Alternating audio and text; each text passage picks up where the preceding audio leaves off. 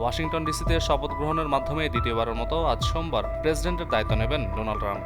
গতকাল রোববার সমর্থকদের সঙ্গে একটি সমাবেশে যোগ দেন নির্বাচিত এই প্রেসিডেন্ট। সেখানে তিনি বলেন, ক্ষমতা নেওয়ার পরপরই খুব দ্রুততার সঙ্গেই বেশ কিছু নির্বাহী আদেশ তিনি জারি করবেন।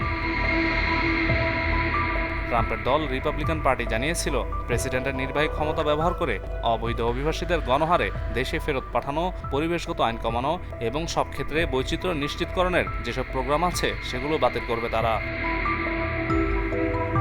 ব্রিটিশ সংবাদ মাধ্যম বিবিসি জানিয়েছে, ট্রাম্প আজ 200টিরও বেশি নির্বাহী অ্যাকশনে স্বাক্ষর করবেন, যার মধ্যে থাকবে অসংখ্য নির্বাহী আদেশও।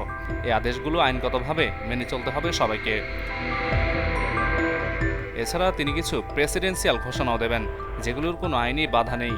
ট্রাম্প বিভিন্ন জনসভা ও বক্তব্যে বলেছিলেন, তিনি নির্বাহী আদেশের মাধ্যমে কৃত্রিম বুদ্ধিমত্তার কার্যক্রম বৃদ্ধি করবেন, এমনকি সরকারি এফিসিয়েন্সি বিভাগ খুলবেন।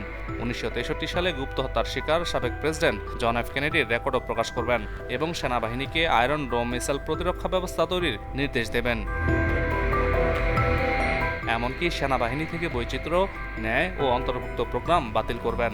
এছাড়াও তৃতীয় লিঙ্গের মানুষদের নারীদের খেলায় অংশগ্রহণেও নিষেধাজ্ঞা দিয়ে নির্বাহী আদেশ জারি করবেন বলে তিনি জানিয়েছেন। এর পাশাপাশি শিক্ষা ব্যবস্থার নিয়ন্ত্রণের বিষয়টি অঙ্গরাজ্যগুলোকে ফিরিয়ে দেওয়ার প্রতিশ্রুতি দিয়েছেন ট্রাম্প। তবে তিনি সবচেয়ে বড় যে হুমকিটি দিয়েছেন সেটি হলো হাজার হাজার অবৈধ অভিবাসীকে তিনি নিজ দেশে ফেরত পাঠাবেন। তবে বিশেষজ্ঞরা বলছেন, এটি করতে লজিস্টিকগত সমস্যার সৃষ্টি হবে। এছাড়া তার এই আদেশ বাস্তবায়নে কয়েক বিলিয়ন ডলার খরচ হবে।